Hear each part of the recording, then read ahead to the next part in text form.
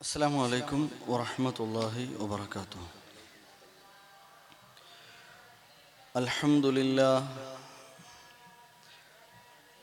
لله رب العالمين الذي من علينا بإنزال هذا القرآن العظيم ورتب على تلاوته الخير الكثير والفضل العميم. أشهد أن لا إله إلا الله وحده لا شريك له، وأشهد أن محمدًا عبده ورسوله أرسله بالهدى ودين الحق ليظهره على الدين كله ولو كره المشركون. اللهم صل على محمد وعلى آل محمد كما صليت على إبراهيم وعلى آل إبراهيم. اللهم بارك على محمد وعلى آل محمد كما باركت على إبراهيم وعلى آل إبراهيم إنك حميد مجيد. أما بعد فإن خير الحديث كتاب الله، وخير الهدي هدي محمد صلى الله عليه وسلم، وشر الأمور محدثاتها وكل محدثة بدعة وكل بدعة ضلالة.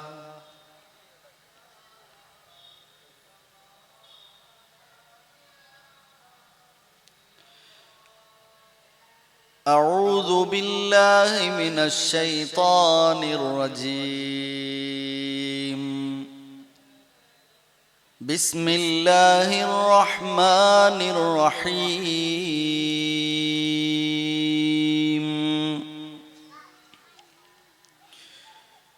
فلا أقسم بمواقع النجوم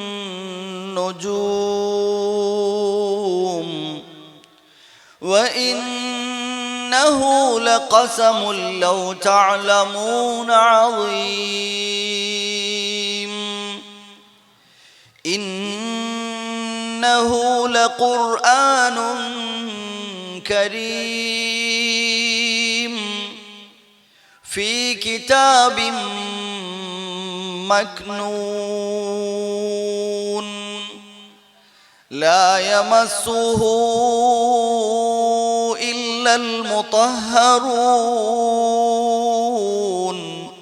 تنزيل من رب العالمين. أفبهذا الحديث أنتم مدهنون وتجعلون رزقكم أنكم تكذبون.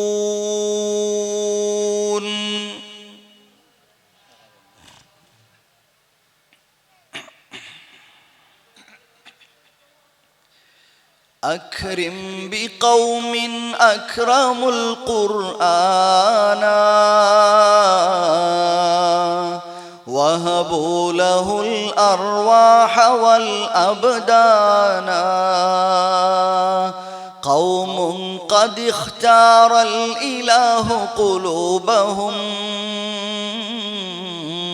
لتصير من غرس الهدى بستانا. زرعت حروف النور بين شفاههم فتضوعت مسكا يفيض بيانا. رفعوا كتاب الله فوق رؤوسهم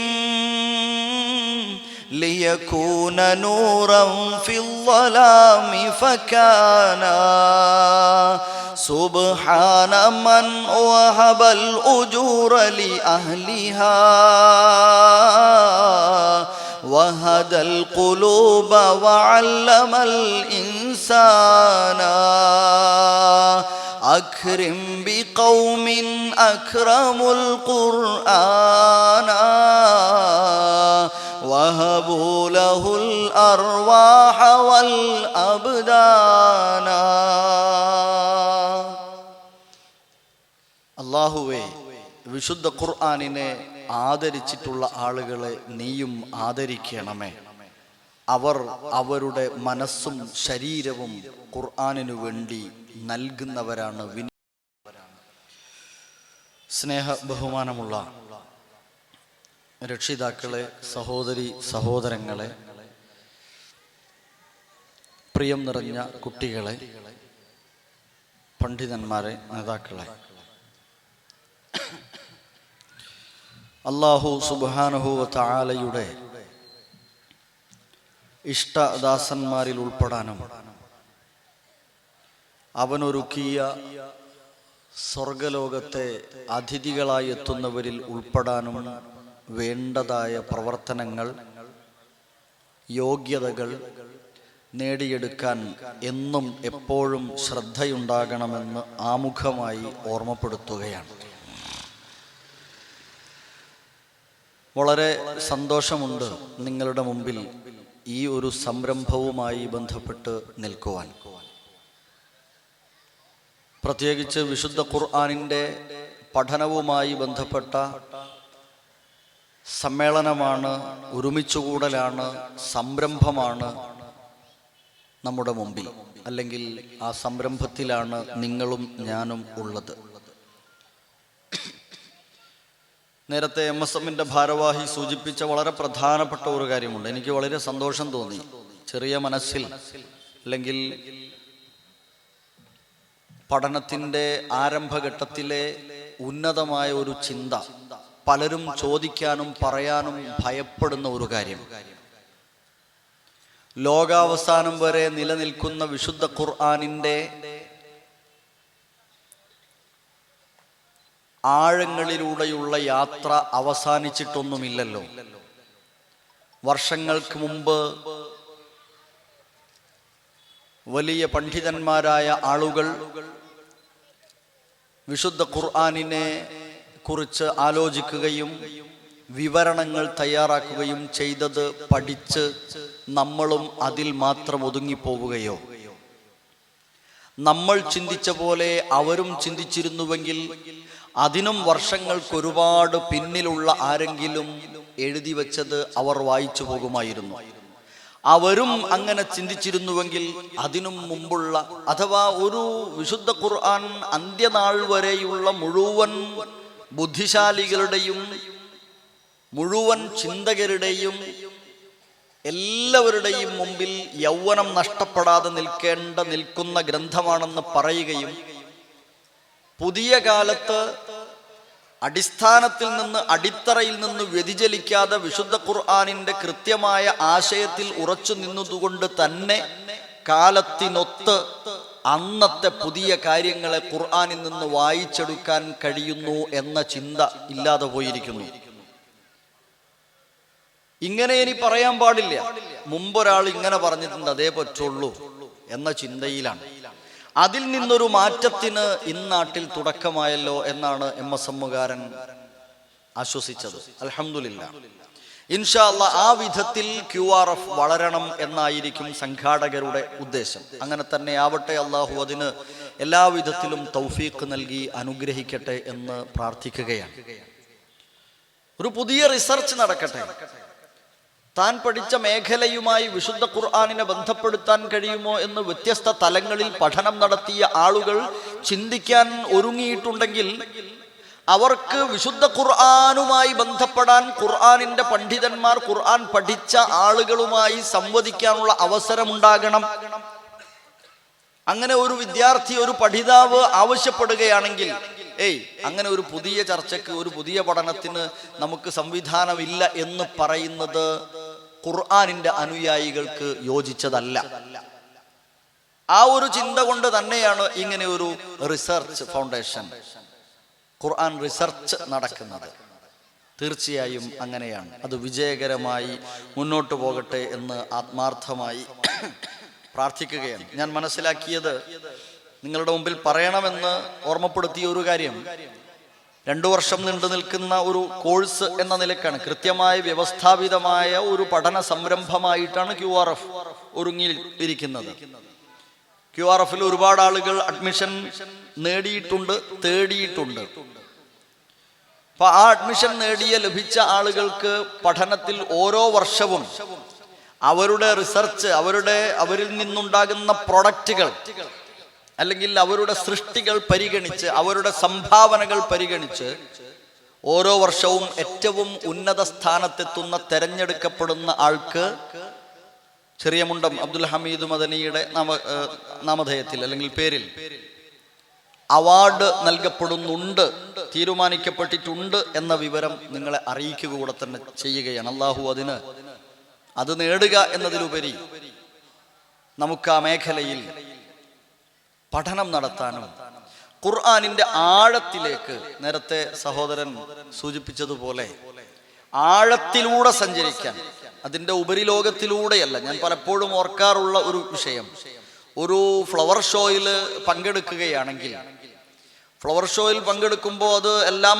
കണ്ടുപോരുന്ന ഒരാളെ സംബന്ധിച്ചിടത്തോളം ഒട്ടേറെ പുഷ്പങ്ങൾ, ഒരുപാട് ഒരു സ്ഥലത്ത് തന്നെ ഒരേ പുഷ്പം ഒരുപാട് എണ്ണം, പല വർണ്ണത്തിലുള്ളത്, സുഗന്ധമുള്ളത്, പ്രത്യേകിച്ച് ഗന്ധമില്ലാത്തത്, വ്യത്യസ്ത വർണ്ണങ്ങളിലുള്ള ഇലകൾ, വ്യത്യസ്ത ആകൃതിയിലുള്ള ഇലകൾ, വ്യത്യസ്ത രീതിയിൽ വളരുന്ന ശാഖകളുള്ള ചെടികൾ, ഇവയെല്ലാം കണ്ടു തിരിച്ചു പോരുന്ന ഒരാൾക്ക്, ഒരു കാഴ്ചക്കാരനെ സംബന്ധിച്ചിടത്തോളം അയാൾ വലിയ ഒരു ആസ്വാദനത്തിൽ തന്നെയാണുള്ളത്. അയാൾ ഒരുപാട് കണ്ടു, ഒരുപാട് നേടി, അഥവാ ഒരുപാട് പൂക്കൾ അയാൾക്ക് കാണാൻ കണ്ടിരുന്നില്ലാത്ത ഒരുപാട് പൂക്കൾ കണ്ടു, പല പൂക്കളെയും തൊട്ടു നോക്കി, ഇങ്ങനെയൊക്കെ ചെയ്തു.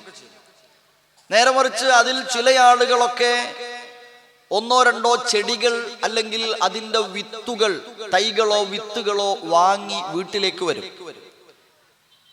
എന്നിട്ട് അവർ അതിനെ നട്ടുപിടിപ്പിച്ച് കിട്ടിയ നിർദ്ദേശപ്രകാരം അതിനെ പരിചരിച്ച് വെള്ളവും വളവും നൽകി നോക്കി നടക്കും. എല്ലാ ദിവസവും അതിൻ്റെ കൂടെ തൈയിൽ പൂക്കളുണ്ടായി, പൂമൊട്ട് വന്നു, അത് വിരിഞ്ഞു, അതിൻ്റെ സുഗന്ധം വീട്ടിലും പരിസരത്തുമൊക്കെ ഉണ്ടായി. അത് മറ്റുള്ളവർക്ക് കൂടെ കൈമാറാൻ വേറെ ഒരു വിഭാഗവും. ചിലരൊക്കെ അങ്ങനെ നട്ടുപിടിപ്പിച്ചു സ്വന്തം ഉപയോഗിച്ചു. മറ്റു ചിലർ നട്ടുപിടിപ്പിച്ച് വളർന്നു വലുതായി ഉണ്ടായതിൽ നിന്ന് അയൽപ്പക്കങ്ങളിലേക്കും വീട്ടിൽ വരുന്ന വിരുന്നുകാർക്കുമൊക്കെ ഓരോ കമ്പും ഓരോ പൂക്കളും അല്ലെങ്കിൽ ഓരോ വിത്തും എടുത്തു കൊടുത്തു. അവരും കൊണ്ടുപോയി നട്ടുപിടിപ്പിച്ചു, ഉണ്ടാക്കി. ഈ 2 വിഭാഗം അല്ലെങ്കിൽ 3 വിഭാഗവും വ്യത്യസ്ത ദറജയിലാണുള്ളത്. ആദ്യത്തെ വിഭാഗം ജസ്റ്റ് അതൊന്നിങ്ങനെ നമ്മളുടെ ഖുർആനുമായി ചിലരുടെ ബന്ധം പോലെ അതിൻ്റെ ആയത്തുകളുടെ ഉപരിതലത്തിലൂടെ എങ്ങനെ സഞ്ചരിച്ചു പോയവരാണ്. രണ്ടാമത്തെ വിഭാഗം അതിൻ്റെ ആയത്തുകളുടെ അർത്ഥം കൂടെ മനസ്സിലാക്കിയവരാണ്. അതെന്നും അർത്ഥസഹിതം മനസ്സിലാക്കുന്നവരാണ്, അതിൻ്റെ ആഴത്തിൽ ഇറങ്ങുന്നവരാണ്. ഓരോ വരികൾക്കും ഇടയിലൂടെ ആഴത്തിൽ ഇറങ്ങിച്ചെന്നവരാണ്, തദബ്ബുർ, ചിന്ത നടത്തിയവരാണ്. മൂന്നാമതൊരു വിഭാഗം ഈ ആയത്തുകൾ പഠിച്ചത് പ്രാവർത്തികമാക്കുന്നത് മറ്റുള്ളവരിലേക്ക് എത്തിച്ചു കൊടുത്തവരാണ്. ഇങ്ങനെയാണ് വിശുദ്ധ ഖുർആനുമായുള്ള ബന്ധം നമുക്കുണ്ടാകേണ്ടത്. അതിന് ഈ QRF നമ്മെ സഹായിക്കും എന്ന പ്രതീക്ഷയോടെ, പ്രാർത്ഥനയോടെ അല്ലാഹു സുബ്ഹാനഹു വ തആല ഇതൊരു സൽക്കർമ്മമായി അവന്റെ സ്വർഗത്തിലേക്കുള്ള ദൂരം അടുപ്പിക്കുന്ന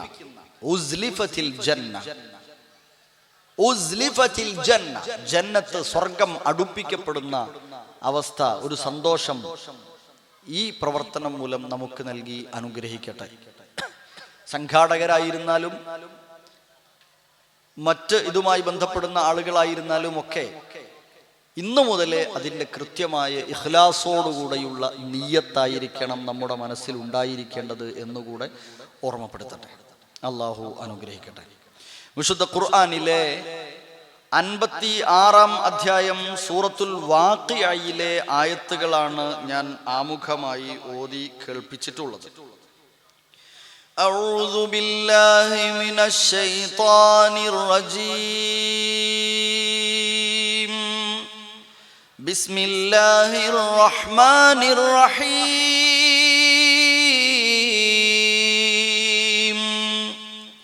ഫലാ بمواقع النجوم وإنه لقسم لو تعلمون عظيم إنه لقرآن كريم في كتاب مكنون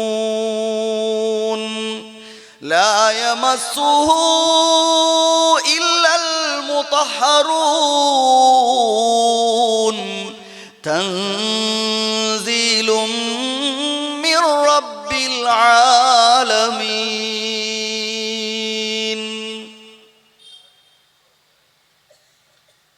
അല്ലാഹു സുബ്ഹാനഹു വ തആല പറയാണ്, സത്യം ചെയ്യാണ്,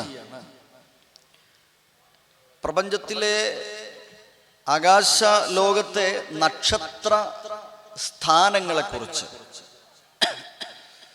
നക്ഷത്രങ്ങളുടെ പതന സ്ഥാനങ്ങളെക്കുറിച്ച് സത്യം ചെയ്യുകയാണ്. പലയിടങ്ങളിലും നക്ഷത്രങ്ങളുടെ ഉദയവും അസ്തമയവും ഉദയാസ്തമയ സ്ഥാനങ്ങളും സഞ്ചാരപഥങ്ങളും എന്നെല്ലാം അങ്ങനെ സത്യം ചെയ്തു പറയുന്നു. فلا أقسم بمواقع النجوم.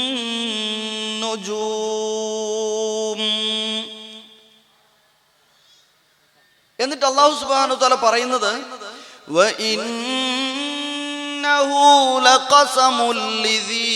وإنه لقسم لو تعلمون عظيم. തീർച്ചയായും സത്യം ചെയ്തു പറയുന്ന കാര്യം നിങ്ങൾ അറിയുകയാണെങ്കിൽ അത് വലിയ ഒരു വിഷയം തന്നെയാണ്, ഗൗരവമുള്ള ഒരു വിഷയമാണ് സത്യം ചെയ്തു പറയുന്നത്. ഏതാണത്? ഖുർആനിനെ കുറിച്ചാണ്. ഇന്നഹു ലഖുർആനുൻ കരീം. ആദരണീയമായ മഹത്തരമായ വിശുദ്ധ ഖുർആൻ, അതാണ് പറയുന്നത്. ഖുർആൻ ഫീ കിതാബിൻ മക്നൂൻ, സുരക്ഷിതമായി സൂക്ഷിക്കപ്പെട്ടിട്ടുള്ള ഒരു രേഖയിലായിരുന്നു, രേഖയിലാണ് വിശുദ്ധ ഖുർആൻ.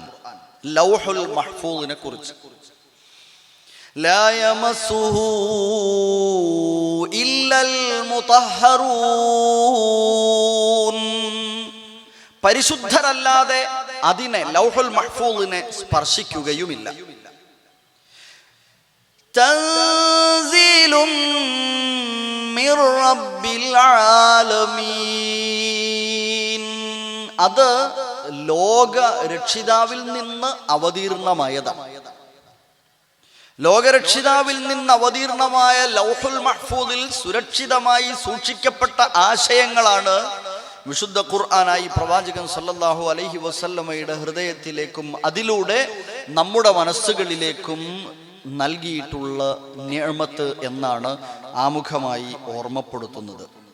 അല്ലാഹു സുബ്ഹാനഹു വ തആല വിശുദ്ധ ഖുർആനിനെ കൃത്യമായി പഠിക്കുകയും അത് ജീവിതത്തിൽ ഉൾക്കൊള്ളുകയും ചെയ്യുന്ന ഭാഗ്യവാന്മാരുടെ കൂട്ടത്തിൽ നമ്മെ എല്ലാവരെയും ഉൾപ്പെടുത്തി അനുഗ്രഹിക്കട്ടെ.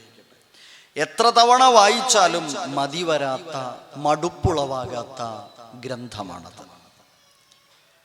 അതിനു പുറമെ ആശ്വാസദായകമായ വചനങ്ങൾ, പ്രത്യേകമായ അനിർവചനീയമായ സമാശ്വാസവും ഒപ്പം ധൈര്യവും കരുത്തും ആശയും പ്രദാനം ചെയ്യുന്ന അധ്യായങ്ങൾ, പ്രത്യേക വചനങ്ങൾ. ഇതര ഗ്രന്ഥങ്ങൾ, ഇതര പുസ്തകങ്ങൾ ഏതും ആവർത്തിച്ചു വായിക്കുമ്പോൾ തീർച്ചയായും മടുപ്പുളവാകും, കാതുകൾ കരോചകമായി മാറും. ഒരുപാട് തവണ ഒരേ ഭാഗം കേൾക്കുമ്പോൾ. പക്ഷേ വിശുദ്ധ ഖുർആനിൽ നിന്ന് ഈ 114 അധ്യായങ്ങൾ ഓരോ റമദാനുകളിലും ഓരോ മാസങ്ങളിലും ദിവസവും ഒരേ വചനങ്ങൾ, ഒരേ അധ്യായങ്ങൾ പലതവണ വായിച്ചിട്ടും പലതവണ കേട്ടിട്ടും പല പ്രഭാഷണങ്ങളിലായി ഒരേ വചനങ്ങൾ പല ഊര് കേട്ടിട്ടും യാതൊരു മടുപ്പും യാതൊരു പ്രയാസവും ആരും പറയാറില്ല. വിശുദ്ധ ഖുർആനിന് മാത്രം എടുത്തു പറയാവുന്ന ഒരു പ്രത്യേകതയായി നാം അതിനെ കാണുകയാണ്. ഖുർആനിന്റെ അസ്റാറുകൾ, ഖുർആനിന്റെ അജായിബുകൾ, അതിൻ്റെ ഒരുപാട് തലങ്ങളിൽ, വ്യത്യസ്തങ്ങളായ തലങ്ങളിൽ ഖുർആനിന്റെ അസ്റാർ, രഹസ്യങ്ങൾ, ഖുർആനിന്റെ അജായിബ്, അത്യത്ഭുതകരങ്ങളായ തലങ്ങൾ കാണാൻ കഴിയും. നമ്മുടെ സമയം വളരെ പരിമിതമാണ്. ഞാൻ അധികം അങ്ങോട്ട് ആഴത്തിലേക്ക് പോകുന്നില്ല.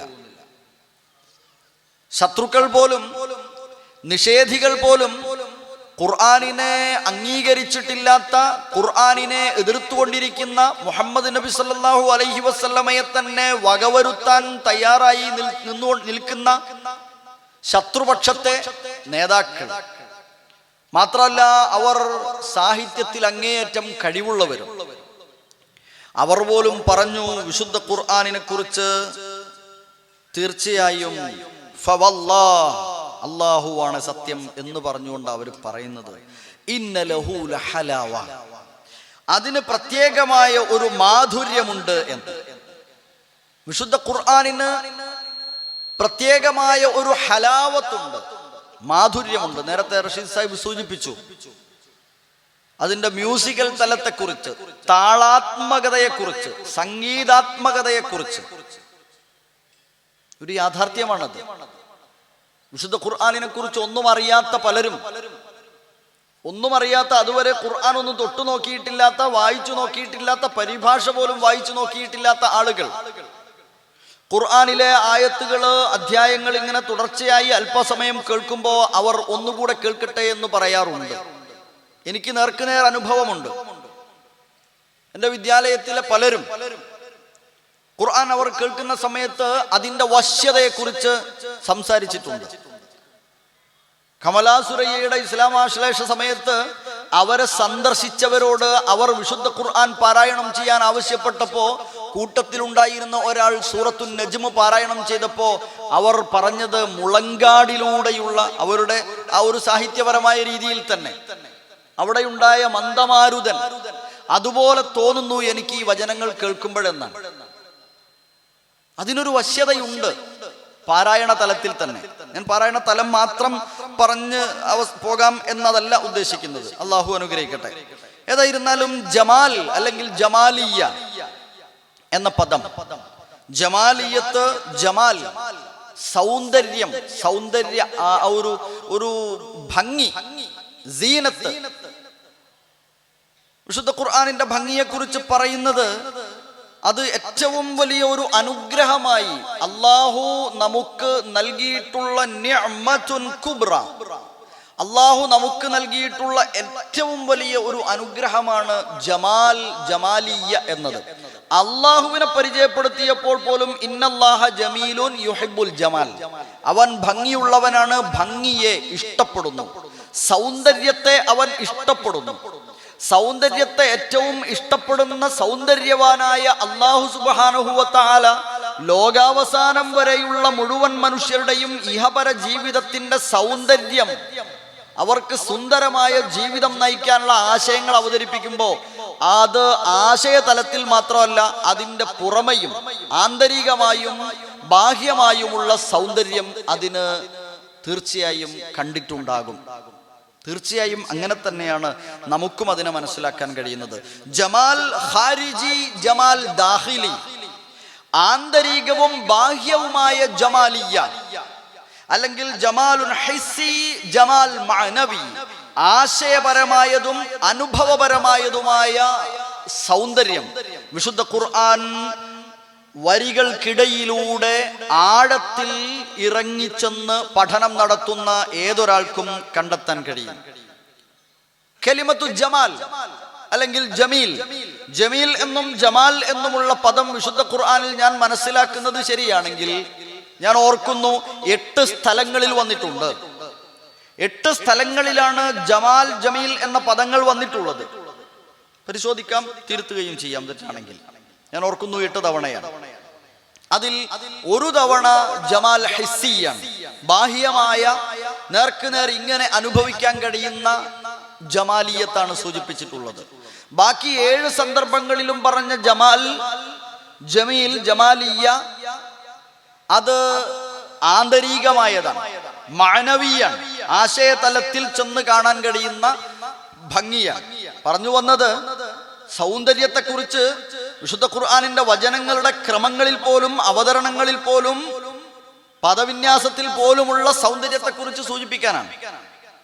ആ ഒരു വചനം, ഒരേ ഒരു വചനം ജമാൽ എന്ന പദം ഉപയോഗിച്ചിട്ടുള്ള ജമാൽ ഹിസ്സി അല്ലെങ്കിൽ ജമാൽ ഖാരിജി, ഒരേ ഒരു വചനം, അത് വിശുദ്ധ ഖുർആനിലെ 16-ാം അധ്യായം സൂറത്തുൻ നഹ്ലിലെ 5-ാമത്തെ വചനത്തിൽ കാണാം.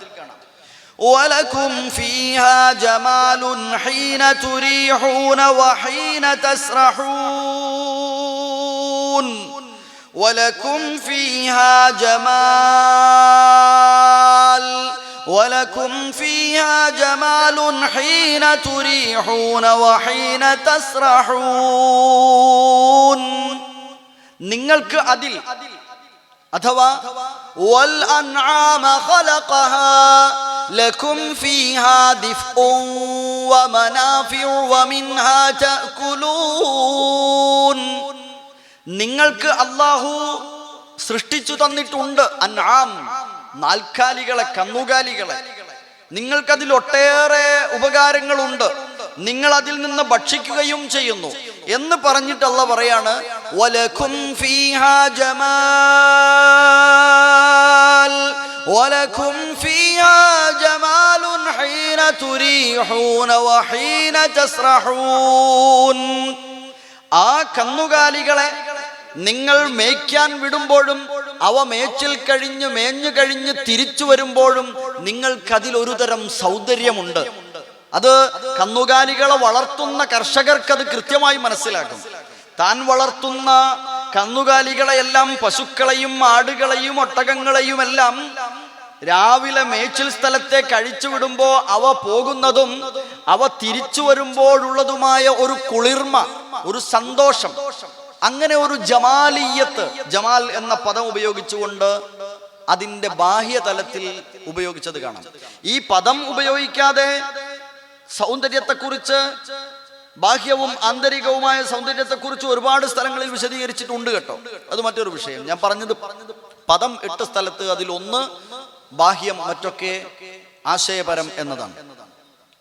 നമ്മൾ ഈ സൗണ്ട് ഒന്ന് ക്ലിയർ ആക്കി തരുമോ? ഇത് രണ്ടുമില്ല, അതുകൊണ്ട് ഞാൻ കൂടുതൽ പവർ എടുക്കണം തോന്നാം, വലിക്കുന്നു. ഇത് രണ്ടും വരുന്നില്ല.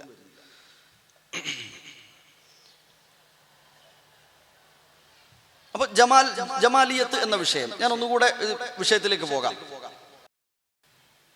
അൽ ജമാലിയത്ത് ഫി സിമാ,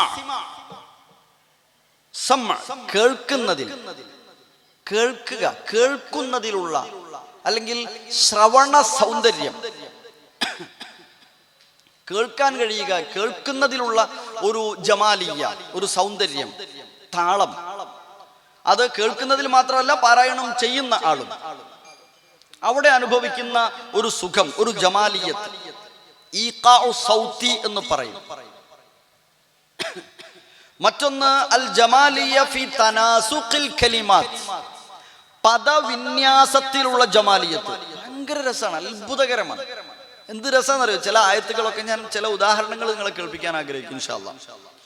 മറ്റൊന്ന് അൽ ജമാലിയ ഫിൽ ഖിതാബ്, അഭിസംബോധന ചെയ്യുമ്പോഴുള്ള അതിൽ പാലിച്ച ജമാലിയത്ത്. അല്ലാഹ് പലരെയും അഭിസംബോധന ചെയ്യുന്നു.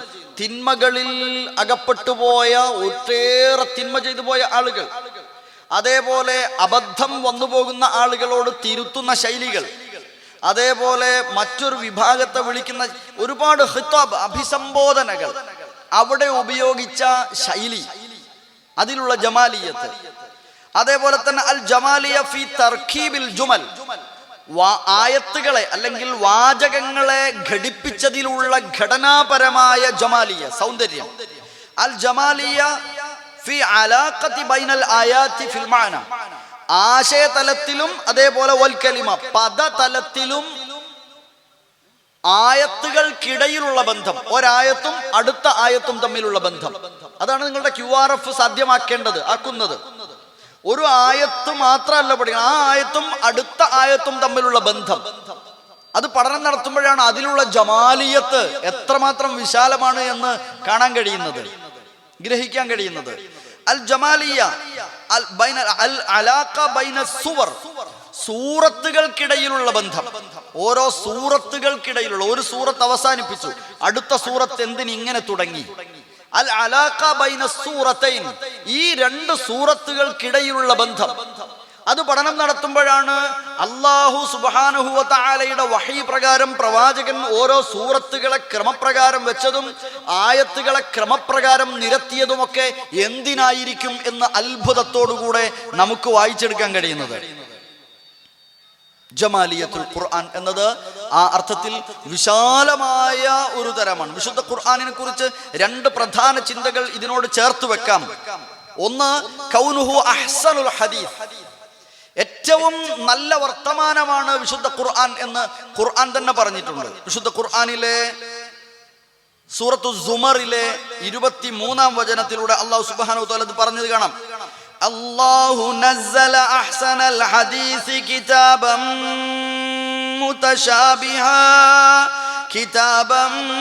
മുതശാബിഹൻ മസാനിയ تقشعر منه جلود الذين يخشون ربهم ثم تلين جلودهم وقلوبهم إلى ذكر الله ذلك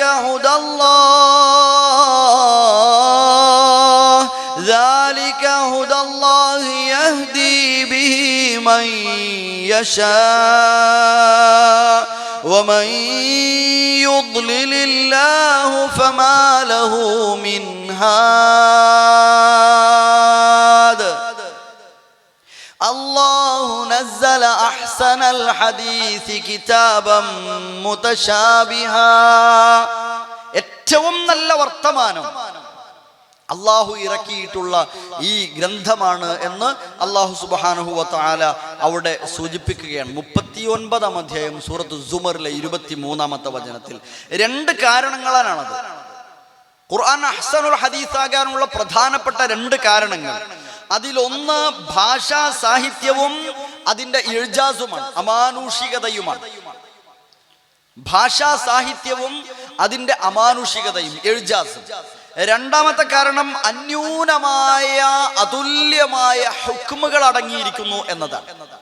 അതിന്റെ ഹുക്മുകൾക്ക് യാതൊരു ഭേദവും അല്ലെങ്കിൽ യാതൊരു മാറ്റവും വരുത്തപ്പെടേണ്ടതില്ല. കാലം കഴിഞ്ഞു പോകുമ്പോൾ ഇന്ന വിഷയത്തിലുള്ള ഹുക്മ് ഒന്ന് മാറ്റിവെക്കണം, അത് വേറൊരു രീതിയിൽ പറയണം എന്ന് തീരുമാനിക്കേണ്ടതില്ല, എന്ന് വരില്ല. അന്ന് പറഞ്ഞ ഹുക്മ് ഇന്നും എന്നും അങ്ങനെ തന്നെയായിരിക്കും. അതിന് യാതൊരു തടസ്സവും ഉണ്ടാവില്ല, അതിനെതിരായി ഒന്നും വരില്ല. കൃത്യമായും അവസാന നാൾ വരെയുള്ള അവസ്ഥകളെ, സാഹചര്യങ്ങളെ കൃത്യമായി അറിയുന്ന നാഥന്റെ വാക്കുകളായതുകൊണ്ട് തന്നെ അത് ഒരു വലിയ തലമാണ്. മാറ്റങ്ങൾക്ക് വിധേയമാകാത്ത വിധത്തിലുള്ള ഹുക്മുകളാണ് വിശുദ്ധ ഖുർആനിലുള്ളത്. ഇനി രണ്ടാമത്തെ വിഷയം, വക്രതയില്ലാത്ത ഭാഷയിലാണ് അവതീർണമായത് എന്നത് ഖുർആനിന്റെ മറ്റൊരു പ്രത്യേകതയാണ്. വക്രതയില്ലാത്ത ഭാഷ ജമാലിയത്തുൽ ഖുർആനിന്റെ ചില തലങ്ങളാണ്. ഖുർആനിന്റെ സൗന്ദര്യം എന്തുകൊണ്ട് അത് അങ്ങനെ നിലനിൽക്കുന്നു? അറബി ഭാഷയിൽ അവതീർണമായ ഏതെങ്കിലും ഒരു ഭാഷയിൽ അവതരിപ്പിക്കപ്പെട്ട ഒരു ഗ്രന്ഥത്തിന്, ഒരു എഴുത്തിന്, ഒരു സൃഷ്ടിക്ക് അവസാനം വരെ നിലനിൽക്കണമെങ്കിൽ ആ ഭാഷ അത്രമേൽ വക്രതയില്ലാത്തതാകണം. അതുകൊണ്ടാണ് വിശുദ്ധ ഖുർആൻ എന്ന അള്ളാഹുവിന്റെ കലാമിന് അള്ളാഹു തെരഞ്ഞെടുത്ത ഭാഷ വക്രതയില്ലാത്തതാണെന്നതുകൊണ്ട് അറബി ഭാഷയായി തെരഞ്ഞെടുത്തിരിക്കുന്നു. അള്ളാഹു സുബ്ഹാനഹു വ തആല തന്നെ പറഞ്ഞു, വിശുദ്ധ ഖുർആനിലെ ഇതേ അധ്യായം സൂറത്ത് സുമറിലെ തന്നെ അവസാന ഇപ്പൊ നമ്മൾ ഓതിയ ആയത്തിന്റെ താഴെ 28-ാമത്തെ വചനത്തിൽ അല്ലാഹു പറയാണ്, ഖുർആനൻ അറബിയൻ ഗൈറ ദീ ഇവജിൽ ലഅല്ലഹും യത്തഖൂൻ.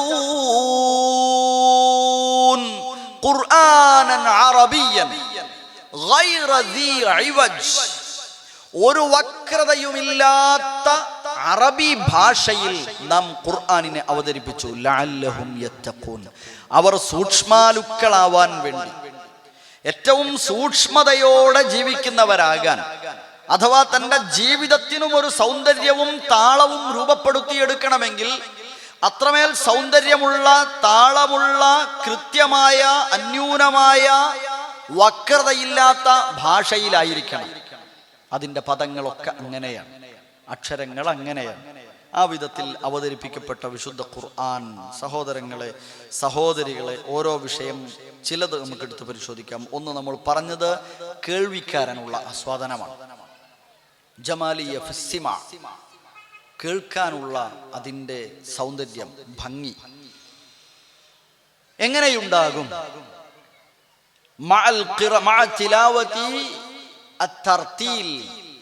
തർത്തീലോടുകൂടെയുള്ള പാരായണമാണെങ്കിലേ അത് ഉണ്ടാവുള്ളൂ. അതുകൊണ്ട് വിശുദ്ധ ഖുർആനിന്റെ പാരായണം തർത്തീൽ ആയിട്ടായിരിക്കണം. ജമാലുദ്ദീൻ ഖുർആന്റെ പ്രഥമ ഭാഗമാണത്. കാരണം പ്രവാചകൻ സല്ലല്ലാഹു അലൈഹി വസല്ലമ അങ്ങനെയായിരുന്നു അത് പാരായണം ചെയ്തിരുന്നത്. അത് പറയുകയായിരുന്നില്ല പ്രവാചകൻ, അത് പാരായണം ചെയ്യുകയായിരുന്നു. അത് തർത്തീലോടുകൂടെയായിരുന്നു. അല്ലാഹു സുബ്ഹാനഹു വ തആലയുടെ കൽപ്പന കാണാൻ കഴിയും. അല്ലാഹു സുബ്ഹാനഹു വ തആല പറഞ്ഞു, നമ്മൾ മനസ്സിലാക്കാം, ഹൃദയം അതിലേക്ക് അടുക്കാനുള്ള ഒരു മാർഗമാണത്. അത്തിലാവ ബിത്തർത്തീൽ, തർത്തീലായിട്ടുള്ള പാരായണം. ഹൃദയം ആശ്വാസം അതിൽ നിന്ന് കണ്ടെത്തും, അതിന് സാധിക്കും, നിർമ്മലമാകും. തലീനു ജുലൂദുഹും ഇലാ ദിക്രില്ലാ വഖുലൂബുഹും ഇലാ ദിക്രില്ലാ. സുമർ സൂറത്തിൽ 23-ാം ആയത്തിൽ പറഞ്ഞതുപോലെ അവരുടെ തൊലിയും അവരുടെ മനസ്സും അല്ലാഹുവിലേക്ക് നിർമ്മലമാകും. അത് അതിന്റെ പാരായണം. അല്ലാഹു സുബ്ഹാനഹു വ തആല കൽപ്പിച്ച എന്താണെന്നറിയോ? സൂറത്തുൽ മുസമ്മിലിലെ ആദ്യ ഭാഗത്ത് വറത്തിലിൽ ഖുർആന തർതീലാ വറത്തിലിൽ ഖുർആന തർതീലാ. വിശുദ്ധ ഖുർആനിനെ നീ തർത്തീൽ ആയിട്ടായിരിക്കണം പാരായണം ചെയ്യേണ്ടത്. സാവകാശക്രമത്തിൽ നിർത്തി നിർത്തി ശ്രദ്ധയോടെ, ഭക്തിയോടെ, നിയമം പാലിച്ച്, അക്ഷരസ്ഫുടതയോടെ വഖഫ് ചെയ്യേണ്ടത് എങ്ങനെയെന്ന് മനസ്സിലാക്കി, വഖഫ് ചെയ്യാവുന്നിടത്ത് വഖഫ് ചെയ്ത്, വഖഫ് ചെയ്യാൻ പാടില്ലാത്തടത്ത് വഖഫ് ചെയ്യേണ്ടി വന്നാൽ നിർത്തിയിട്ട് പിന്നെ പിന്നിൽ നിന്ന് എടുത്തു പാരായണം ചെയ്ത്, ഇല്ലെങ്കിൽ ആശയങ്ങൾക്ക് മാറ്റമുണ്ടാകാം. ഈ വിധത്തിലുള്ള തർത്തീൽ പാലിച്ചുകൊണ്ടായിരിക്കണം നിന്റെ വിശുദ്ധ ഖുർആൻ പാരായണം. അത് യുഈനു അലാ ഫഹ്മിൽ മസ്മൂ, എന്താണോ കേൾക്കുന്നത് അതെന്താണെന്ന് മനസ്സിലാക്കിയെടുക്കാൻ തർത്തീലോടുകൂടെയുള്ള തിലാവത്ത് സഹായിക്കും എന്ന് കാണാം.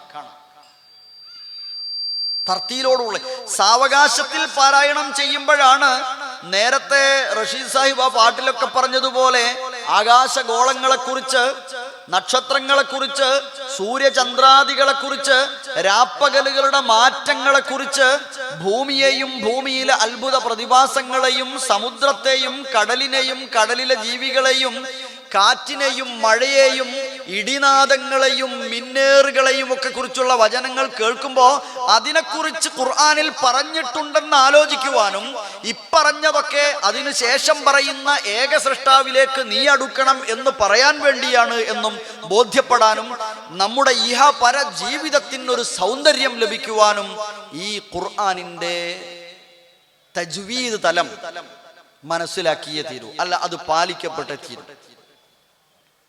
പലപ്പോഴും അതിന് വലിയ പ്രാധാന്യമൊന്നും പലരും നൽകാറില്ല. അൽഹംദുലില്ലാഹ് ഇന്ന് ഏറെ മുന്നോട്ട് വന്നിരിക്കുന്നു ഖുർആനിന്റെ തജ്വീദ് പഠനത്തിനു വേണ്ടി. തജ്വീദോടുകൂടെയുള്ള പഠനം സാധ്യമാക്കണം. എൻ്റെ മക്കളെ മദ്രസയിൽ പറഞ്ഞയച്ചത് ഓതാൻ പഠിക്കാനാണ്. പക്ഷേ 5 വർഷം കഴിഞ്ഞിട്ടും 7 വർഷം കഴിഞ്ഞിട്ടും ഇന്നും എൻ്റെ മോള് കൃത്യമായി ഫാത്തിഹ ഓതാൻ, എൻ്റെ മോൻ ആയത്തുൽ കുർസി ഓതാൻ ഇപ്പോഴും കൃത്യമായി അറിയില്ല എന്ന് പറഞ്ഞാൽ ഏതോ ഒരു തലത്തിൽ എവിടെയോ എന്തോ ഒരു പാളിച്ച സംഭവിച്ചിട്ടുണ്ട്. നമ്മുടെ ഖുർആൻ പഠനം എന്നത് നമ്മൾ വിചാരിച്ചത് കേവലം ആശയതലത്തിൽ പഠിച്ചിട്ട് വലുതായി തർക്കം നടത്താനും പ്രശ്നം ഉണ്ടാക്കാനും മാത്രമാണ്. അതിൻ്റെ പാരായണ തലം മുതൽ ശ്രദ്ധ പുലർത്തുന്ന ആളുകൾക്ക് കൃത്യമായും ഹൃദ്യത അനുഭവപ്പെടാൻ കഴിയുമെന്നതാണ്. ആ വിധത്തിലുള്ള പഠനമായിരിക്കണം QRF-ലൂടെ. അതിനുകൂടെ അവസരമുണ്ട് എന്നറിഞ്ഞതിൽ ഏറെ സന്തോഷമുണ്ട്. ശ്രവണ സൗന്ദര്യത്തിൽ അള്ളാഹു തന്നെ നടത്തിയ ഒന്നാണ് പദങ്ങളുടെ ആവർത്തനം. രസകരമായ ഒരു ഭാഗമാണ്, ഹൃദ്യമായ ഒരു ഭാഗമാണ്. ചില ആയത്തുകളിലൊക്കെ ഒരേ വാക്ക് തന്നെ 3ഉം 4ഉം പ്രാവശ്യം ആവർത്തിച്ചിട്ടുണ്ടാവും. 2ഓ 3ഓ 4ഓ തവണകളൊക്കെ ആവർത്തിച്ചിട്ടുണ്ടാകും. അതിലേറ്റവും എനിക്ക് ഹൃദ്യമായി തോന്നിയ ഒരു ആയത്ത് ഞാൻ കേൾപ്പിക്കാം. അത് 14-ാം അധ്യായം സൂറത്ത് ഇബ്രാഹിമിലെ 46-ാമത്തെ വചനമാണ്. ശത്രുക്കളായ ആളുകൾ അല്ലെങ്കിൽ നിഷേധികളായ ആളുകൾ, അക്രമം പ്രവർത്തിക്കുന്ന ആളുകൾ, അവരുടെ ചെയ്തികൾ അള്ളാഹു കാണുന്നില്ലെന്ന് നീ കരുതണ്ട. അവർ ചെയ്യുന്നത്, അവർ ചെയ്തു കൂട്ടുന്നത്, അവരുടെ അക്രമ പ്രവർത്തനങ്ങൾ, അന്യായങ്ങളൊന്നും കാണുന്നില്ല, അള്ളാഹു ഗാഫിലാണെന്ന് നീ കരുതണ്ട എന്ന് തുടങ്ങുന്ന ആയത്താണ്. അതിൽ 2-3 ആയത്തുകൾ കഴിഞ്ഞിട്ട് അവരുടെ തന്ത്രത്തെക്കുറിച്ച് പറയാം. അള്ളാഹ് തുടങ്ങിയത് ഇങ്ങനെയാണ്: വലാ തഹ്സബന്നല്ലാഹ ഗാഫിലാ വലാ തഹ്സബന്നല്ലാഹ ഗാഫിലൻ അമ്മാ യഅമലുദ്ദാലിമൂൻ. അക്രമികൾ ചെയ്യുന്നതിനെ കുറിച്ച് അള്ളാഹ് ഒന്നും കാണുന്നില്ല എന്ന് വിചാരിക്കണ്ട. അവരെ അള്ളാഹു നിശ്ചയിക്കപ്പെട്ട ഒരു ദിവസത്തിലേക്ക് അവധി മാറ്റിവച്ചിരിക്കുകയാണ്, നീട്ടിക്കൊടുത്തിരിക്കുകയാണ് എന്ന് പറയാം. എന്നിട്ട് അവർ ചെയ്യുന്ന തന്ത്രത്തെക്കുറിച്ച് പറഞ്ഞപ്പോൾ ഉപയോഗിച്ച പദം, ആയത്ത് وَقَدْ مَكَرُوا مَكْرَهُمْ وَعِندَ اللَّهِ مَكْرُهُمْ وَإِنْ كَانَ مَكْرُهُمْ لِتَزُولَ مِنْهُ الْجِبَالُ. 2 കാര്യമാണ് അതിൽ എനിക്ക് ഹൃദ്യമായി തോന്നിയത്. ഒന്ന് പദത്തിന്റെ ആവർത്തനവും, 2 അത് അവസാനിപ്പിച്ച ശൈലിയും. ഏതാ പദാവർത്തനം? മക്ർ, തന്ത്രം എന്ന പ്രയോഗം. وَقَدْ مَكَرُوا مَكْرَهُمْ وَعِندَ اللَّهِ مَكْرُهُمْ وَإِنْ كَانَ مَكْرُهُمْ لِتَزُولَ مِنْهُ الْجِبَالُ. ആ ആയത്തിൽ ആകെയുള്ളത് മക്ർ എന്ന പദങ്ങളാണ്. 1-2 വാക്കേ അധികമുള്ളൂ. അവർ അവരുടെ തന്ത്രം പ്രയോഗിച്ചു. അവരുടെ തന്ത്രം എന്തെന്ന് അള്ളാഹുവിന് നേരത്തെ അറിയാം. അവരുടെ തന്ത്രം കൊണ്ട് എന്ന് പറഞ്ഞിട്ട് അവസാനിപ്പിക്കുന്ന ഭാഗം അതിൽ ശ്രദ്ധേയമാണ്. وَإِنْ كَانَ مَكْرُهُمْ لِتَزُولَ مِنْهُ الْجِبَالُ. നമ്മൾ ചിലരോടൊക്കെ പറയല്ലേ, ഓ ഈ അത് പറഞ്ഞു ചോദിച്ചു ഇവിടെ മലയിടിയല്ലേ, ഓനിപ്പോ പറഞ്ഞു ചോദിച്ചു നമ്മളെന്തിനാ പേടിക്കണത്, ഇവിടെ ഭൂമി ഉൽങ്ങോ എന്നൊരു ചോദ്യം. അത് തന്നെ അള്ളാഹ് അങ്ങനെ ചോദിക്കുകയാണ്. وَإِنْ كَانَ مَكْرُهُمْ لِتَزُولَ مِنْهُ الْجِبَالُ. അവരുടെ ആ തന്ത്രം കൊണ്ടൊന്നും പർവ്വതങ്ങൾ ഇടിഞ്ഞു തകർന്നു പോവൊന്നുമില്ലല്ലോ. നല്ല ഒരു ശൈലി. ഏത് നാട്ടിലുള്ളവരുടെയും ഏത് ഭാഷക്കാരുടെയും അവരുപയോഗിക്കുന്ന ശൈലികളാണ് വിശുദ്ധ ഖുർആനിലൊക്കെ കാണുന്നത്. എല്ലാവർക്കും സ്വീകരിക്കാവുന്ന ശൈലിയാണ് കാണുന്നത്. ഒരായത്തത്. മറ്റൊരായത്തിൽ പറയുന്നത്, ആവർത്തനം വന്നിട്ടുള്ളത് ദിക്ർ എന്ന പദം. ഫദക്കിർ ഇന്നമാ അൻത മുദക്കിർ ഫദക്കിർ ഇന്നമാ അൻത മുദക്കിർ. എത്ര രസകരമാണ്, എന്ത് സുഖ പഠിക്കാൻ, ഓർത്തു വെക്കാൻ. ദിക്ർ എന്ന പദം. മറ്റൊരു സ്ഥലത്ത് അതേ പദം ഉപയോഗിച്ചു. ഫദക്കിർ ഇൻ നഫഅത്തിൽ ദിക്റാ സയദക്കറു മൻ യഖ്ശാ. 3 തവണ ആവർത്തിച്ചു ദിക്ർ എന്ന പദം. മറ്റൊരു സ്ഥലത്ത് കാണാം സൂറത്തുൽ ഫജ്റിൽ, കല്ലാ ഇദാ ദുക്കത്തിൽ അർദു ദക്കൻ ദക്കാ. പദം 3 പ്രാവശ്യം വന്നു. ദുഃഖത്തിൽ അർദു ദക്കൻ ദക്ക. അതിനു പുറമെ അവിടെ വന്ന ആവർത്തനം ആയത്തിന്റെ അവസാനത്തിൽ ഒരു വാക്കിന് 2 പ്രാവശ്യം ഉപയോഗിച്ചു. കല്ലാ ഇദാ ദുഃഖത്തിൽ അർദു ദക്ക, ഭൂമി വിറപ്പിക്കപ്പെടുന്ന പൊടിയാക്കപ്പെടുന്ന അവസ്ഥ, അതിന് ദക്ക എന്ന് പറഞ്ഞ് അവസാനിപ്പിക്കാതെ ഒന്നുകൂടെ കനത്തിൽ, ഒന്നുകൂടെ ഓർമ്മപ്പെടുത്താൻ, ഒന്നുകൂടെ ഗൗരവത്തിന് വേണ്ടി കല്ലാ ഇദാ ദുഃഖത്തിൽ അർദു ദക്കൻ ദക്ക.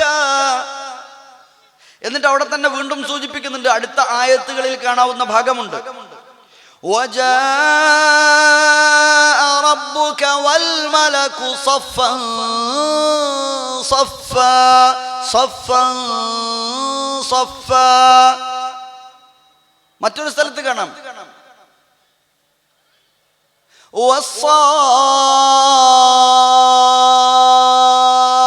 വസ്സാഫാതി സഫാ. ആവർത്തനങ്ങൾ, പദങ്ങളുടെ ആവർത്തനത്തിലൂടെ അനുഭവിക്കാൻ കഴിയുന്ന ജമാലിയ ഒരുപാട് ഭാഗങ്ങളിൽ ഒരേ ആയത്ത് തന്നെ ചേർത്തു വെക്കുക 2 പ്രാവശ്യം. ഒറ്റ ആയത്ത് 2 സ്ഥലത്ത്. നിങ്ങൾ ആ തലത്തിലൂടെ ഞാൻ ചിന്തിച്ചതിലൂടെ നിങ്ങൾ വരുന്നുണ്ടോ എന്ന് എനിക്കറിയില്ല.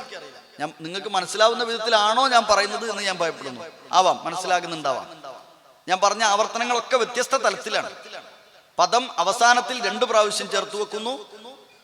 അതേപോലെ ഇവിടെ വരുന്നത് ഒരായത്ത് തന്നെ 2 പ്രാവശ്യം പറയാം, അടുത്തടുത്തായിട്ട് ഒരേ സ്ഥലം, അതിനിടക്ക് വേറൊന്നുമില്ല. ഫഇന്ന മഅൽ ഉസ്രി യുസ്റാ, ഇന്ന മഅൽ ഉസ്രി യുസ്റാ. എന്തിനായിരിക്കും? ഒരു പ്രാവശ്യം പറഞ്ഞാൽ പോരെ? അപ്പൊ അതിലൊരു ജമാലിയത്തുണ്ട് എന്ന് മാത്രമല്ല, ആ ഒരു വിഷയത്തെ മനുഷ്യന്റെ മനസ്സിലേക്ക് നൽകിയിട്ട് അവരുടെ ലൈഫിനൊരു ജമാലിയത്തും ഒരു സുഖവും ഒരു സന്തോഷവും ഒക്കെ കിട്ടണം. സാരില്ല എന്നവർക്ക് മനസ്സിലാകണം. സാരില്ല, ഈ പ്രയാസമല്ലേ, അതങ്ങ് മാറിക്കോളും, ഒരു എളുപ്പം ഉണ്ടാവും. അത് വിചാരിക്കുമ്പോഴേക്ക് പിന്നെയും കേൾക്കണത് അതെ അതങ്ങനെ തന്നെയാ, നീ ആ കരുതിയ പോലെ തന്നെ. ഇന്ന മഅൽ ഉസ്രി യുസ്റാ, ഉസ്റിന്റെ ശേഷം ഒരു യുസ്ർ ഉണ്ടാവും. അപ്പൊ നമുക്ക് ആശ്വാസം. ആദ്യ വചനത്തിൽ നമ്മൾ ഇങ്ങനെ ആശ്വസിക്കുകയാണ്, ആവോ പ്രയാസത്തിന് ശേഷം ഒരു ആശ്വാസം ഉണ്ടാവൂലേ. അപ്പൊ തന്നെ അള്ളാഹ് പറയാ ഉണ്ട്, പ്രയാസത്തിന് ഒരു ആശ്വാസം ഉണ്ട്. നോക്കൂ നിങ്ങള്, 2 ആയത്തുകളും അതിനിടയിൽ നാം ചിന്തിച്ചതും 3 പ്രാവശ്യം നമ്മുടെ മനസ്സിലൂടെ ഏറ്റവും ചുരുങ്ങിയത് ആ ഒരു സന്ദേശം സഞ്ചരിച്ചു. അപ്പൊ നമ്മുടെ മനസ്സിൽ ആശ്വാസം ഉണ്ടാകും.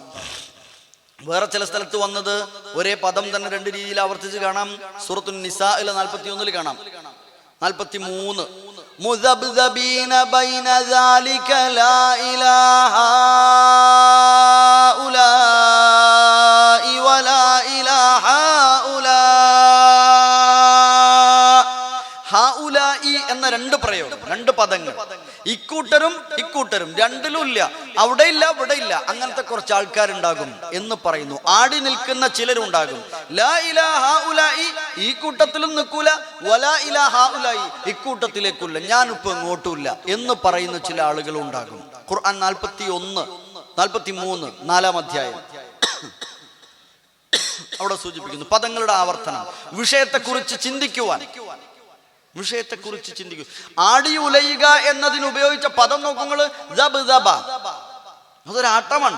മുദബ്ദബീന ബൈന ദാലിക്, മുദബ്ദബീന. രസകരമായ ഒരുപാട് പ്രയോഗങ്ങൾ അങ്ങനെ കാണാൻ കഴിയും. സൂറത്ത് മുർസലാത്തില് ഒരേ അധ്യായം 10 തവണ വൈലുൽ വൈലുൻ യൗമഇദിൽ ലിൽ മുകദ്ദിബീൻ. മുകദ്ദിബീങ്ങൾക്ക് നാശമെന്ന് 10 തവണയാണ് സൂറത്തുൽ മുർസലാത്തിൽ ഇടവിട്ട് പറഞ്ഞത്. നേരത്തെയുള്ള ആവർത്തനങ്ങൾ നമ്മൾ പറഞ്ഞു. ഒരായത്തിന്റെ അവസാനത്തിൽ 2 പദം, ഒരായത്ത് 2 തവണ, അതേപോലെ ഒരു പദം അപ്പുറം ഇപ്പുറം ആയിട്ട് ചേർത്ത് വെച്ചു. ഇവിടെയുള്ളത് ഒരു ആയത്ത് ഇടവിട്ട് 10 തവണ. വിഷയത്തിന്റെ ഗൗരവമാണ്. മുകദ്ദിബീങ്ങൾ, വ്യാജമാക്കുന്ന ആളുകളെ കുറിച്ച് പറഞ്ഞു പോകുമ്പോ ഒരുപാട് കാര്യങ്ങളെ ചേർത്ത്, ഒരുപാട് കാര്യങ്ങളെ എണ്ണി പറയാ. എന്നിട്ട് പറയുന്നു വൈലു യൗമഇദിൽ ലിൽ മുകദ്ദിബീൻ, മുകദ്ദിബീങ്ങൾക്ക് അന്നേ ദിവസം നാശമായിരിക്കുമെന്ന്. പിന്നെയും ചോദിക്കുന്നു, അലം നജ്അലിൽ അർദ കിഫാതാ അഹ്യാഅൻ വ അംവാതാ വജഅൽനാ ഫീഹാ റവാസിയ ശാമിഖാതിൻ വഅസ്ഖൈനാകും മാഅൻ ഫുറാതാ. എന്നിട്ട് പറയാ, വൈലു യൗമഇദിൽ ലിൽ മുകദ്ദിബീൻ. ഈ ആകാശത്തിൽ നിന്നുള്ള മഴയെയും അത് ആ മഴ വർഷിക്കുന്ന ഭൂമിയെയും ഇതിനെക്കുറിച്ചും ഒന്നും ആലോചിക്കാത്ത ആളുകൾ അവർ കളവാക്കുകയാണോ, അവർക്ക് നാശമുണ്ട് കേട്ടോ എന്ന് ചിന്തിപ്പിക്കുവാൻ വീണ്ടും അത് ആവർത്തിച്ചു. പിന്നെയും പറയുന്നു, ഇൻതലിഖൂ ഇലാ മാ കുൻതും ബിഹി തുകദ്ദിബൂൻ ഇൻതലിഖൂ ഇലാ ളില്ലിൻ ذي ثلاث شعب لا ظليل ولا يغني من اللهب إنها ترمي بشرر كالقصر كأنه جمالة صفر. നിങ്ങൾ പൊയ്ക്കോളൂ, നിങ്ങൾ പൊയ്ക്കോളൂ, 2 തവണ പോകണം. നിങ്ങൾ നിഷേധിക്കുന്നുവെങ്കിൽ, ഇനിയും നിഷേധിക്കുന്നുവെങ്കിൽ നിങ്ങൾ കരുതിയിടത്തേക്ക് നിങ്ങൾ പൊയ്ക്കോ. ഇൻതലിഖൂ, ഇൻതലിഖൂ, 2 പ്രാവശ്യം പറയാ, നിങ്ങൾ നീങ്ങിപ്പൊയ്ക്കൊള്ളുക. അങ്ങനെ അവസാനം പറയുന്നു, അത് തീക്കനലുകളാകുന്ന ശിക്ഷയായിരിക്കും നിങ്ങൾക്കെന്ന് വീണ്ടും ആവർത്തിച്ചു. വൈലു യൗമഇദിൽ ലിൽ മുകദ്ദിബീൻ. പിന്നെയും അല്ലാഹു പറയാ, തുടരാണ്, ഹാദാ യൻതിഖൂൻ വലാ യുഅ്ദനു ലഹും ഫയഅ്തദിറൂൻ. ഇത് ഒരാൾക്കും ഒന്നും മിണ്ടാൻ കഴിയാത്ത, ഒരാൾക്കും ഒരു ഒഴികഴി കാരണങ്ങളും ഉദ്റുകളും പറയാൻ കഴിയാത്ത ദിവസമായിരിക്കും കേട്ടോ ആ ദിവസം. എന്നിട്ട് അല്ലാഹു പറയാ, വൈലു യൗമഇദിൽ ലിൽ മുകദ്ദിബീൻ. എന്നിട്ടും വ്യാജമാക്കുന്ന ആളുകൾക്ക് നരകമാണുള്ളത് എന്ന് വീണ്ടും അല്ലാഹു പറയുന്നു, തുടരുന്നു, ഹാദാ യൗമുൽ ഫസ്ൽ ജമഅനാകും വൽ അവ്വലീൻ ഫഇൻ കാന ലകും കൈദുൻ ഫകീദൂൻ. ഇത് വേർപിരിക്കുന്ന ദിവസമാണ്, ഇത് വേർപിരിക്കുന്ന ദിവസമാണ്.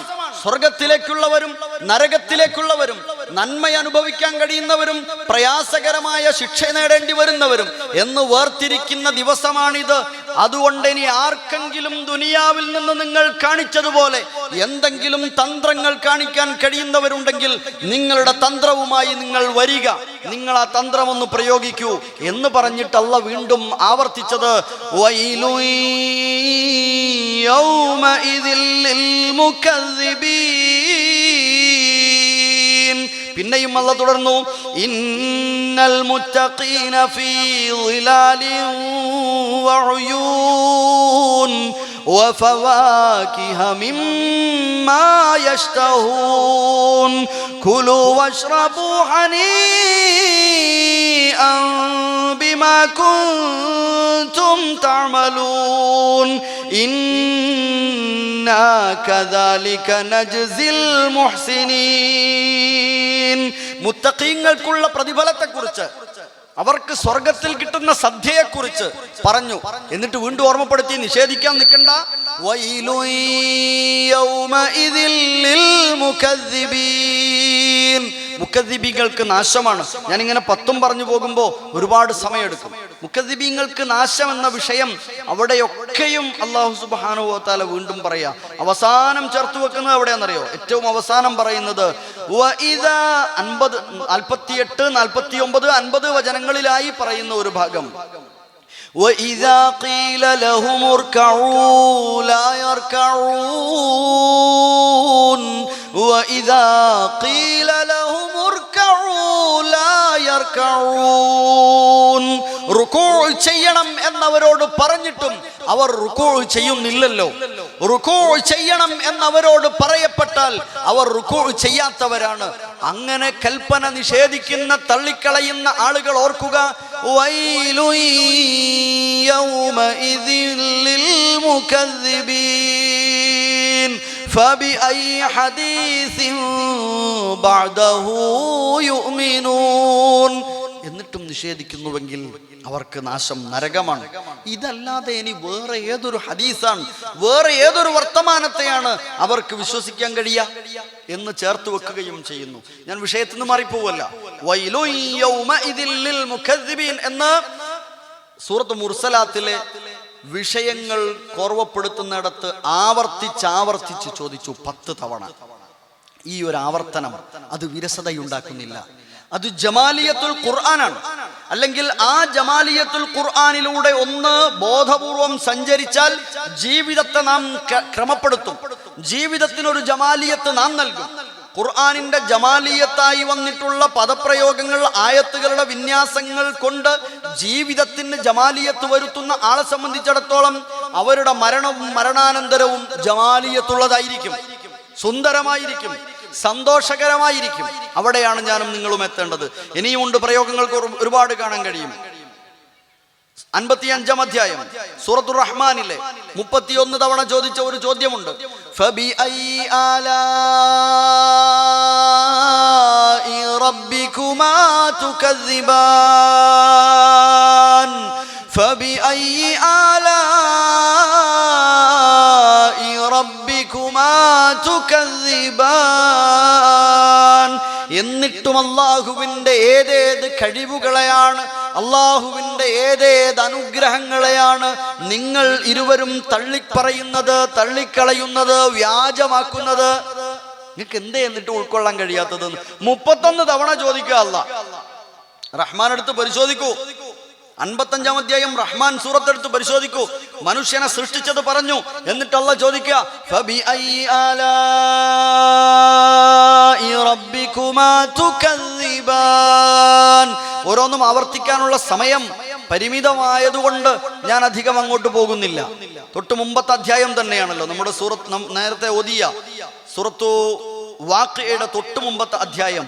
അവിടെ അല്ലാഹു സുബ്ഹാനഹു വ തആല റഹ്മാനിൽ ചോദിക്കുന്ന ചോദ്യമാണ് 31 തവണയായി ചോദിക്കുന്ന ചോദ്യം. ശ്രദ്ധേയമായ വിഷയങ്ങളെ ഓർമ്മപ്പെടുത്തുന്നിടത്താണ്, ഗൗരവമുള്ള വിഷയങ്ങളെ ഓർമ്മപ്പെടുത്തുന്നിടത്താണ് അല്ലാഹു സുബ്ഹാനഹു വ തആല ഇടവിട്ട് ഈ കാര്യങ്ങളെ ചോദിച്ചിട്ടുള്ളത്.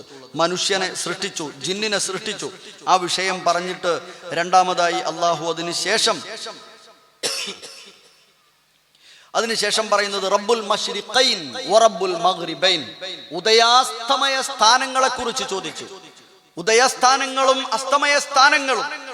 എന്നിട്ട് അല്ലാഹ് വീണ്ടും ചോദിച്ചു, ഫബിഅയ്യി ആലാഇ റബ്ബികുമാ തുകദ്ദിബാൻ. ആവർത്തനം രണ്ടാമത് കേട്ടപ്പോഴേക്ക്, മൂന്നാമത് കേൾക്കുമ്പോഴേക്ക്, നാലാമതും കേൾക്കുമ്പോഴേക്ക് ആവർത്തനം ഉണ്ടാകുന്നില്ല. മറിച്ച് അങ്ങനെ ഇവിടെയും ചോദിച്ചെങ്കിൽ എന്താണ് ആ വിഷയം എന്ന് ആലോചിക്കുകയാണ് അവൻ, മനുഷ്യൻ, അതിന്റെ കേൾവിക്കാരൻ, പാരായണം ചെയ്യുന്നവൻ, പഠനം നടത്തുന്നവൻ.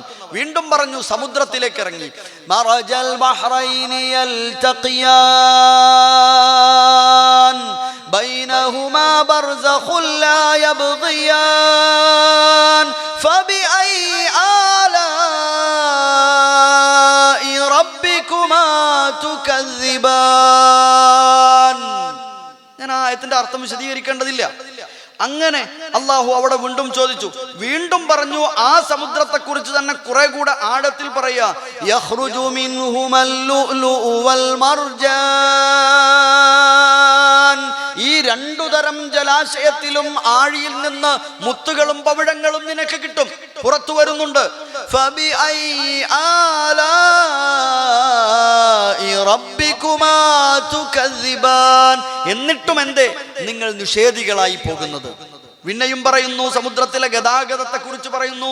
വലഹുൽ ജവാരിൽ മുൻശഅതു ഫിൽ ബഹ്രി കൽ ആലാം.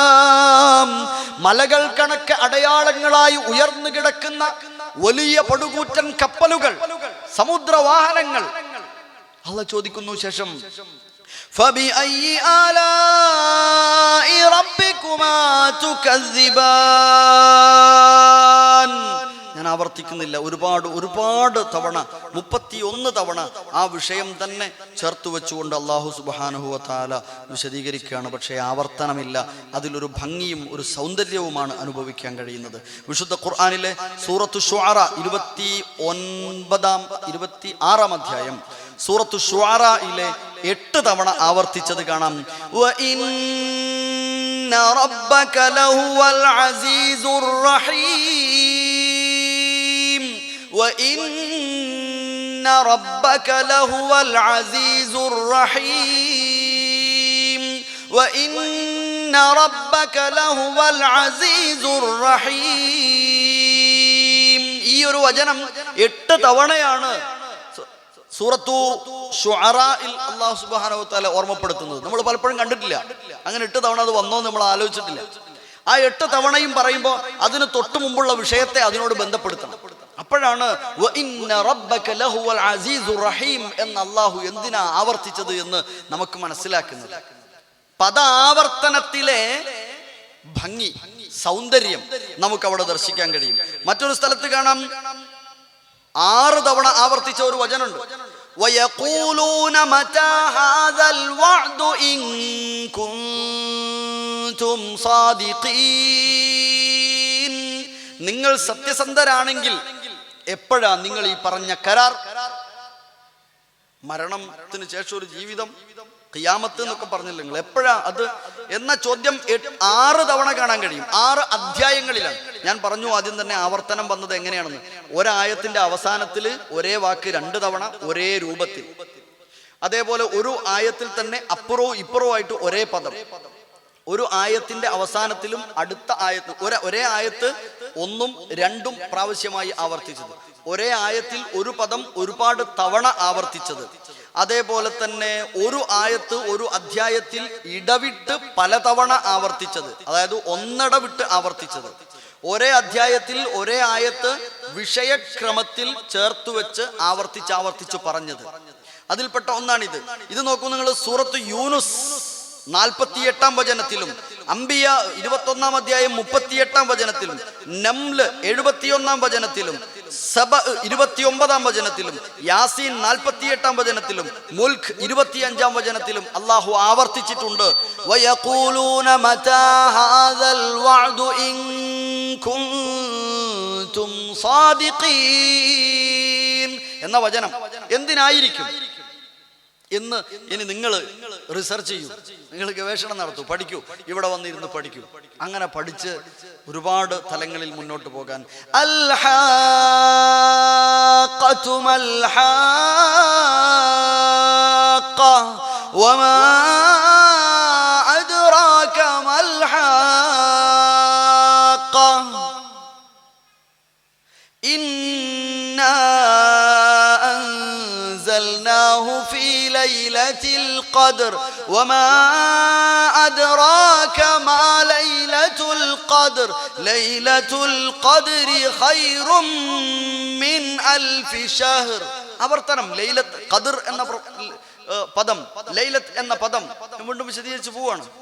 അൽ ഖാരിഅ മൽ ഖാരിഅ വമാ അദ്റാക മൽ ഖാരിഅ.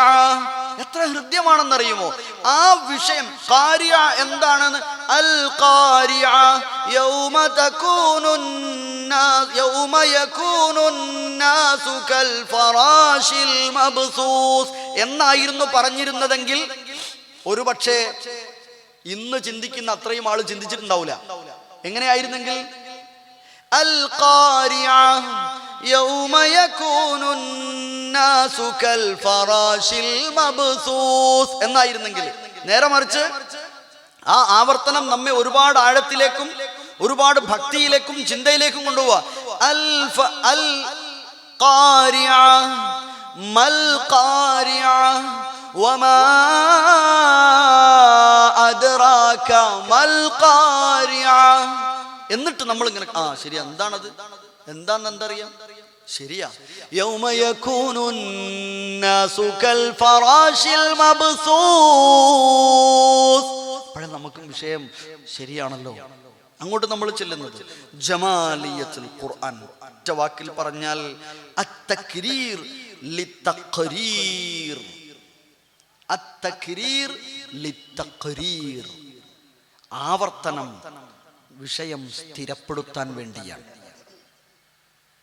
ആവർത്തനം ആ വിഷയത്തെ ഒന്നുകൂടെ ഉറപ്പുവരുത്തുവാൻ വേണ്ടിയാണ്. ഞാൻ അവസാനിപ്പിക്കാം, സമയം കഴിഞ്ഞു. അവസാനിപ്പിക്കാനില്ല. സൂറത്തു ശുഅറായിൽ നിങ്ങളൊരു പഠനം നടത്തി നോക്കുക. ഞാനത് ഒരു താക്കോല് മാത്രം തരും, ബാക്കി നിങ്ങൾ പഠിക്കും, ബാക്കി നമ്മൾ പിന്നെ പഠിക്കാം. സൂറത്തു ശുഅറായില് പ്രവാചകന്മാരുടെ ചരിത്രം എങ്ങനെ പറയുന്നത് വളരെ രസകരമാണ്. 105, 123, 141, 160, 176 ആ ഒരു ഭാഗങ്ങൾ പരിശോധിക്കാം. 105 എന്ന് പറഞ്ഞാൽ 5ഉം 6ഉം, 23 എന്ന് പറഞ്ഞാൽ 23, 24, 41, 42, 60, 61, 76, 77.